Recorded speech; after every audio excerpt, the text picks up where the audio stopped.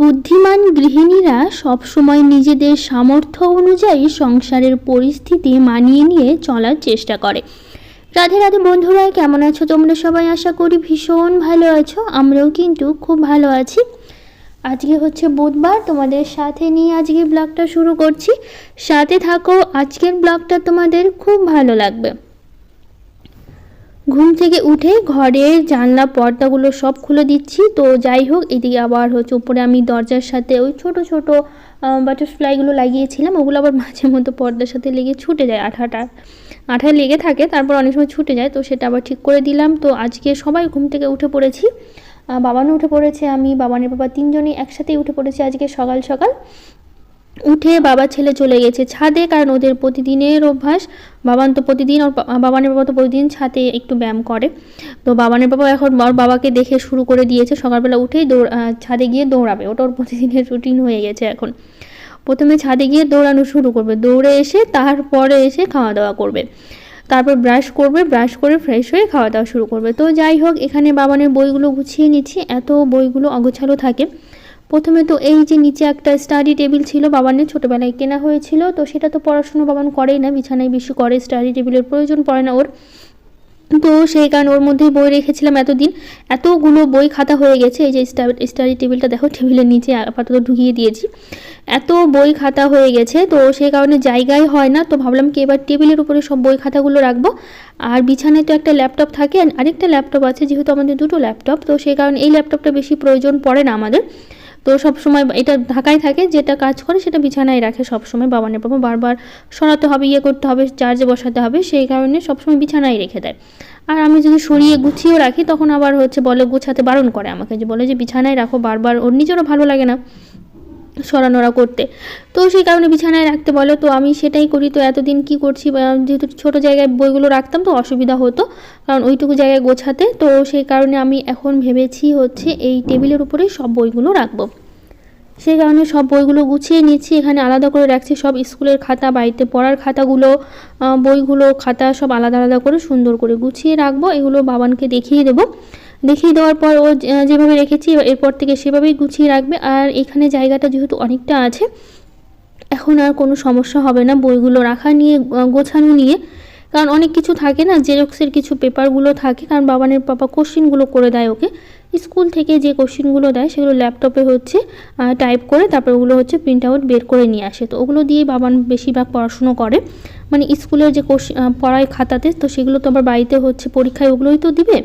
তো সেই কারণে হচ্ছে ওই কী করে বাবানের বাবা ওগুলো কোশ্চিনগুলো করে নিয়ে আসে, তো বাড়িতে বসে বসে পরীক্ষার আগে করতে পারে, সেই কারণে আর খাতায় লিখতে হয় না, সুবিধা হয়, সেটাই করে। তো যাই হোক, বিছানাটা ভালো করে একদম পরিষ্কার করে বিছানাটাও ফাঁকা হয়ে গেল।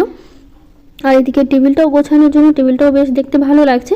আর নিচে তো সব কিছু রেখে দিয়েছি, তো চলে আসলাম এই ঘরে, এই ঘরটাও গুছিয়ে নিচ্ছি এখন। বাসি বিছানাটা খুব ভালো করে ঝেড়ে নিলাম, নিয়ে তারপরে যেগুলো কাজকর্ম আছে সেগুলো করব। সকালবেলা উঠে যে একটার পর একটা কাজ লেগেই থাকে, যতই ভাবি যে করব না, কিন্তু একদিন ইচ্ছে করে যে বসে থাকি, কিন্তু তারপরেও তো করতে হবেই, তাই না? তো যাই হোক, এটি কাজের মাধ্যমে মনে পড়লো যে ডিম সেদ্ধ মানে বসাতেই ভুলে গেছিলাম, তো সেই কারণে হচ্ছে ডিম সেদ্ধটা হচ্ছে বসিয়ে দিলাম সকালবেলা করে বাবানের জন্য, বাবানের পাপার জন্য প্রতিদিন ডিম সেদ্ধ দেই আমি, তো সেই কারণে হচ্ছে ডিম সেদ্ধটা বসিয়ে দিলাম। তো ওদের দুজনেই খাবে, আমার ভালো লাগে না দেখে আমি নিজের জন্য দিই না, আমার ভালো লাগে না ডিম সেদ্ধ খেতে।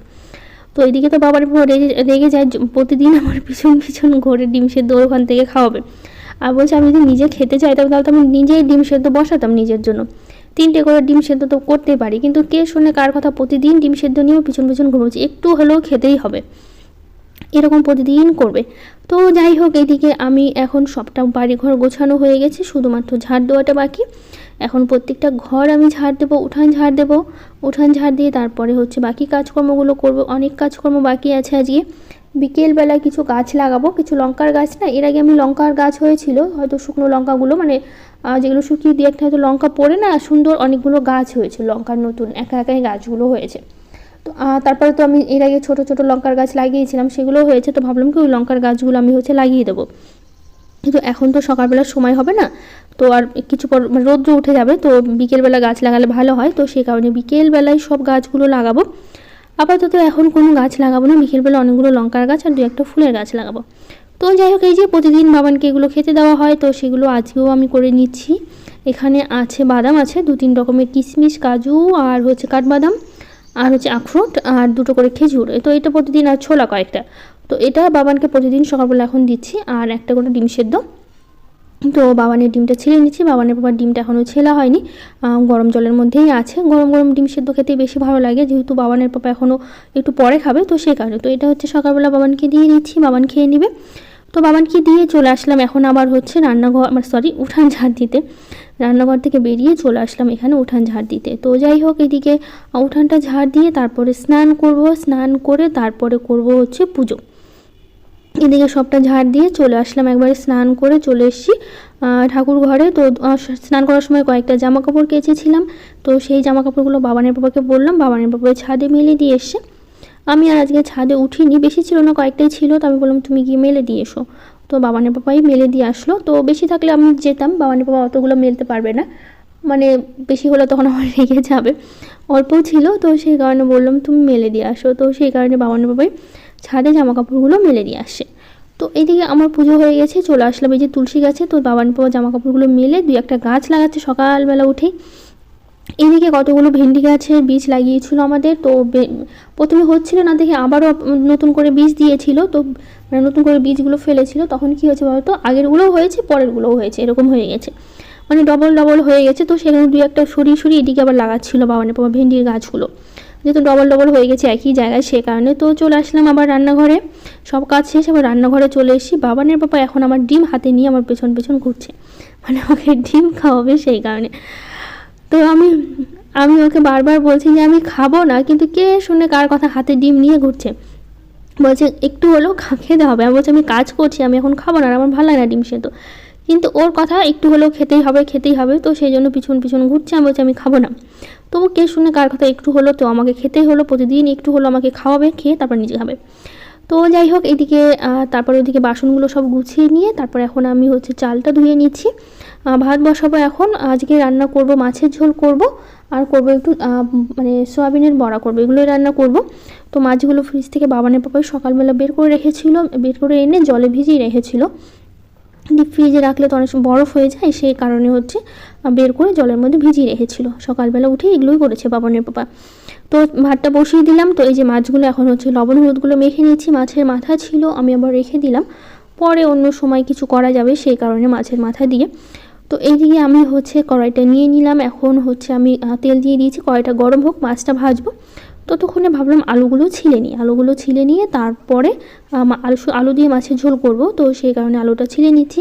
আর 2টো দিয়ে মাছের ঝোল করব। একটা আলুর অর্ধেকটা হচ্ছে বাবানের জন্য আলুর পরোটা করে দেবো টিফিনে, আর অর্ধেকটা আলু আমি দেবো হচ্ছে সয়াবিনের বড়া করব, তার মধ্যে হচ্ছে দেব। তো ওইদিকে কড়াইটা গরম হয়ে গেছে, মাছগুলো আমি দিয়ে দিয়েছি, মাছগুলো ভেজে নেব।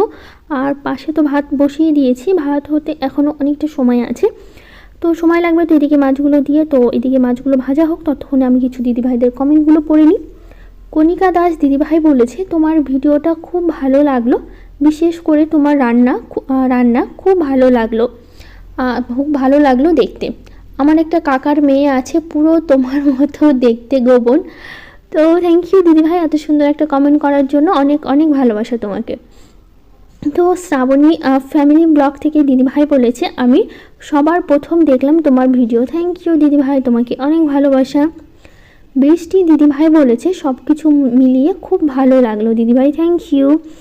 তো যাই হোক, এইদিকে আমি মাছটা ভেজে নিচ্ছি, আর এইদিকে হচ্ছে আমি মশলা করব, সে কারণে আদাটা ভালো করে ছিলে নিচ্ছি। আমি আদাটা চোচাগুলো ছিলে নিয়ে তারপরে টমেটোগুলো কাটবো। এদিকে মশলার জন্য সব কিছু রেডি করছি। মশলাটার মধ্যে টমেটো, আদা, লঙ্কা, জিরা এগুলোই আমি হচ্ছে দেবো। তো টমেটোগুলো গাছের ছিল, আমাদের বাগানে 2-1টা টমেটোর গাছ হয়েছে, ওখান থেকে কালকে আমি 4টে টমেটো তুলেছি, কারণ 4টে টমেটোই পেকেছিল, সে কারণে।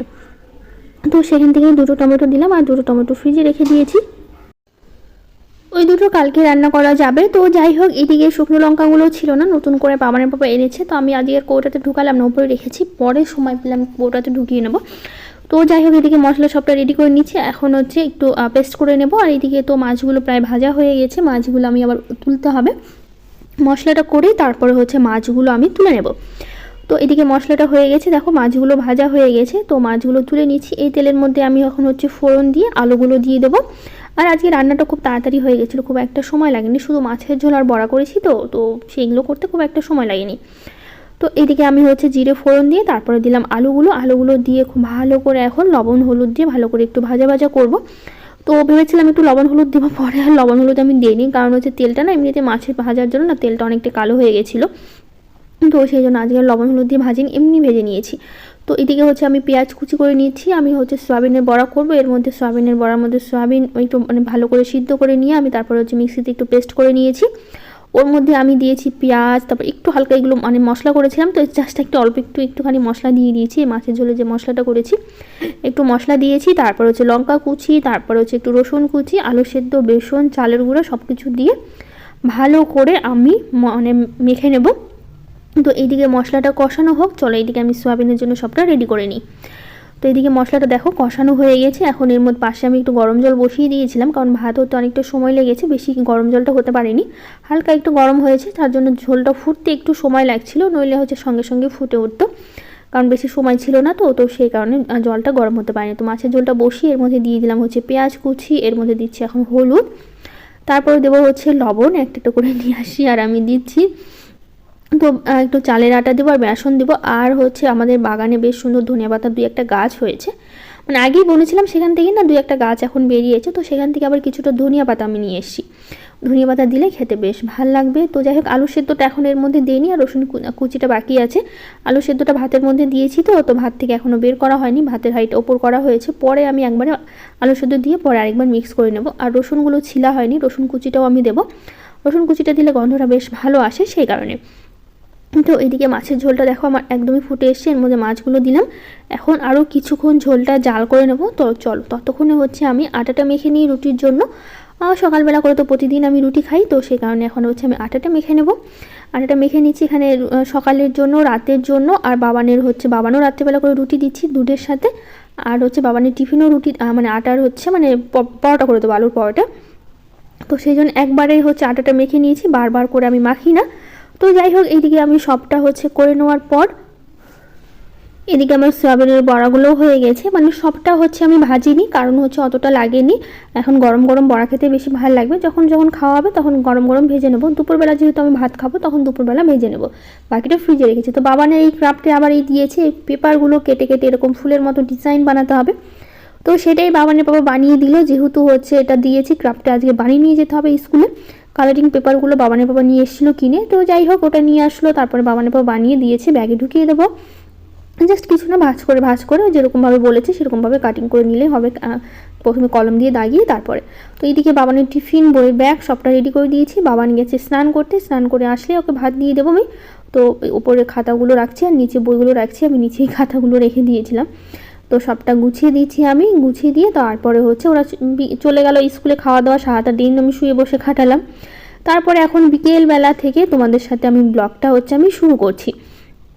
তো কিছু গাছ মানে বাবানের পাপাই আজকে বাবানকে স্কুল থেকে নিয়ে এসে আমার যেতে হয়নি, তো ওরা স্কুল থেকে ফেরার পর ওদের খেতে দিয়েছি, খাওয়া দাওয়া শেষ করে বাবান একটু ঘরে টিভি দেখছে, আর আমি এদিকে বাবানের পাপাকে বললাম তুমি একটু ভিডিও করে দাও, কারণ বাইরে না একা একা ভিডিও করতে গেলে অনেকটা সময় হয়ে যায়, টাইমটা অনেকটা নষ্ট হয়, আর ভিডিওটা অনেকটাই বড় হয়ে যায়। তো বাবানের পাপাকে বললাম তুমি করে দাও। তো এদিকে 2-1টা নয়নতারার গাছ লাগালাম, আর এখন লাগাচ্ছি হচ্ছে লঙ্কার গাছগুলো, মানে কাঁচা লঙ্কার গাছগুলো, কয়েকটা একাই হয়েছে গাছগুলো, চারাগুলো, তো ভাবলাম কি লাগিয়ে দিই তো ভালো হবে। তো যাই হোক এখন আরও কিছু দিদিভাইদের কমেন্ট পড়িনি। বিথিকা সরকার দিদিভাই বলেছে খুবই সুন্দর হয়েছে তোমার রান্নাগুলো, তুমি অনেক সুন্দর করে গুছিয়ে এবং তাড়াতাড়ি কাজ করতে পারো। থ্যাংক ইউ দিদিভাই, তোমাকে অনেক ভালোবাসা। হ্যাপি উইথ মনো চ্যানেল থেকে বলেছে তোমার বাড়ির সামনেটা অনেকটা জায়গা মাটি রয়েছে, শীতের সবজি চাষ করো, এতে রাসায়নিক ছাড়া খাদ্য পাবে সবজি। তো আমার বাড়ির সামনে অনেক ধরনেরই সবজি আছে, শীতের সময় লাগা, এখন যেহেতু গরম পড়েছে গরমের সবজি লাগাতে হবে, তো আমি কিন্তু সার ছাড়াই যে কটা সবজি হয় সার ছাড়াই, ডাঁটাগুলো ফেলেছি আমি, পাট ফেলেছি, তারপরে হচ্ছে ভেন্ডি গাছ লাগানো হয়েছে, লঙ্কা গাছ, বেগুনের গাছ, যা কিছু 2-1টা করে আমি যাই পাই, এর মধ্যে কিন্তু কখনোই আমি কোনো সার দিই না, কারণ সার ছাড়া সবসময় তো আমরা বাজার থেকে সারের জিনিসই কিনে এনে খাই। বাড়িতে যদি একটু সার ছাড়া 2-1টা সবজি পাই এতে কিন্তু খুবই ভালো। আর সারের জিনিস খাওয়া তো ভালো না, কিন্তু আমরা বাইরের সবজিগুলো সার ছাড়া পাবোই বা কোথায়, সারের জিনিসই আমাদের সবসময় খেতে হয়, সার অনেক ধরনের কীটনাশক, বিষ অনেক কিছুই দিয়ে থাকে ওগুলোর মধ্যে। তো যাই হোক বাড়ির সামনে যতটুকু পারি শাকসবজি লাগাই আমি, তো এগুলো থেকে হয়েছে। তো এখন লঙ্কা গাছগুলো লাগানো হয়ে গেছে, লঙ্কা গাছগুলো কয়েকটা লাগালাম, আর এখন 2-1টা ফুলের গাছ যেহেতু ছিল, এগুলো অন্য অন্য জায়গায় হয়েছিল, ওগুলো একটু সরিয়ে সরিয়ে তারপর হচ্ছে লাগিয়েছি। আর আমাদের দেখো এই হচ্ছে ফুলের গাছটা কতটা উপরে উঠেছে, পুরো ছাদে উঠিয়ে দিয়েছে বাবানের বাবা বাঁশ বেঁধে, তারপরে দেখতেও বেশ ভালো লাগছে। আর ফুলগুলো এত হয় না, ভীষণ সুন্দর লাগে। তারপরে চলে আসলাম ঘরে। আমি এখন লাগাবো স্টিকারগুলো, অনেক দিন আগে স্টিকারগুলো নেওয়া হয়েছিল, লাগাবো করে লাগানো হয়নি। তো বাবানের বাবা তো লাগাতে দিতে চায় না, বলতে স্টিকারগুলো উঠলে সঙ্গে সঙ্গে রঙ উঠে যাবে। 2টো স্টিকার আমি নেওয়া হয়েছে, তো 2টো স্টিকারই ভেবেছিলাম আজকে লাগাবো, কিন্তু বাবানের বাবা লাগাতে ও গেছে হাঁপিয়ে, বলছে আমি আর পারছি না, বাদ দাও, কালকে লাগিও। ওর বিরক্ত ধরে গেছে, তার জন্য আমাকে পরের স্টিকারটা লাগাতেই দিল না। আমি সবগুলো লাগিয়েছিলাম, ও জাস্ট একটু ভিডিও করে দিয়েছে, তাতে ওর ভালো লাগেনি, বলছে আমি আর পারবো না, তুমি নিজে নিজে করে যা পারো লাগিয়ে নাও, আমার আর ইচ্ছা করছে না। তো সেই জন্য আমি একটা স্টিকারই লাগিয়েছি, আরেকটা দেখি আজকে না পারলেও কালকে লাগিয়ে দেবো। তো যাই হোক, রুবি মাঝি দিদিভাই বলেছে তোমার সিঁড়িগুলো খোলা, বাচ্চাকে বেশি উঠতে দিও না। তো যাই হোক, বেশি উঠে না বাবান অবশ্য, তো তার মধ্যে বাবান এখন অতটা বড় হয়েছে, তো অতটা অসুবিধা হয় না। তো বেশি তো ছাদে যায় না, মাঝে মধ্যে, সবসময় তো ছাদে যায় না, মাঝে মধ্যে একটু যায়। তো সুলতানা দিদিভাই বলেছে আমাদের দেশেও অনেক ঝড় বৃষ্টি হয়েছে, দিনে গরম পড়েছে, আর কিন্তু রাতে এখনও পাতলা কম্বল লেপ গায়ে দিতে হচ্ছে। দিনে প্রচুর গরম, তার মধ্যে রোজা রেখে আবার হচ্ছে পাতা দিয়ে রান্না করি, কষ্ট হয়, সহ্য করতে হয়, অথচ বাড়িতে লক্ষ্মীর অভাব নেই। তো যাই হোক দিদিভাই, সেই সারাদিন রোজা রেখে তো একটু কষ্টই হবে, সে তো আমি বুঝতেই পারছি, সারাদিন না খেয়ে কাজ করার ব্যাপার। তো যাই হোক দিদিভাই, অনেক থ্যাংক ইউ এত সুন্দর একটা কমেন্ট করার জন্য। আর তার মধ্যে ঝড় বৃষ্টি তো আমাদের এখানে একটু হয়েছে, হালকা পাতলা, বৃষ্টিটাও বেশ ভালোই হয়েছে। তো যাই হোক, এদিকে দেখো স্টিকারগুলো লাগিয়েছি, কেমন লাগছে তোমাদের জানিও, কিন্তু খুব সত্যি বলতে আমার অতটাও ভালো লাগেনি। আসলে ফোনে তো বেশ ভালো লাগে, কিন্তু সামনে থেকে সামনে থেকেও ভালো লাগছে, কিন্তু আমার অতটা ভালো লাগেনি, কেন জানি না। মানে ভালো না লাগার কারণ হচ্ছে এই যে গাছগুলো দেখো ছোটো ছোটো, আর একটু বড় বড় হলে মনে হচ্ছে দেখতে বেশি ভালো লাগতো। তো যাই হোক, আমি লাগালাম, পরের স্টিকারটা পাশে লাগিয়ে দেবো। আজকে আর সময় করে উঠতে পারিনি, কারণ বাবানের বাবা প্রচণ্ড রেগে যাচ্ছে, ও বলছে আমি আর সময় করতে পারছি না। তার মধ্যে এইগুলো লাগাতে সন্ধ্যা হয়ে গেছিলো, আমাকে আবার সন্ধ্যা দিতে হবে, আর এত মশার উৎপাত শুরু হয়েছে কি আর বলবো। তো যাই হোক, আজকের ব্লগটা কেমন লাগলো জানিও। আজকের মতো টাটা, দেখা হবে নতুন ব্লগে।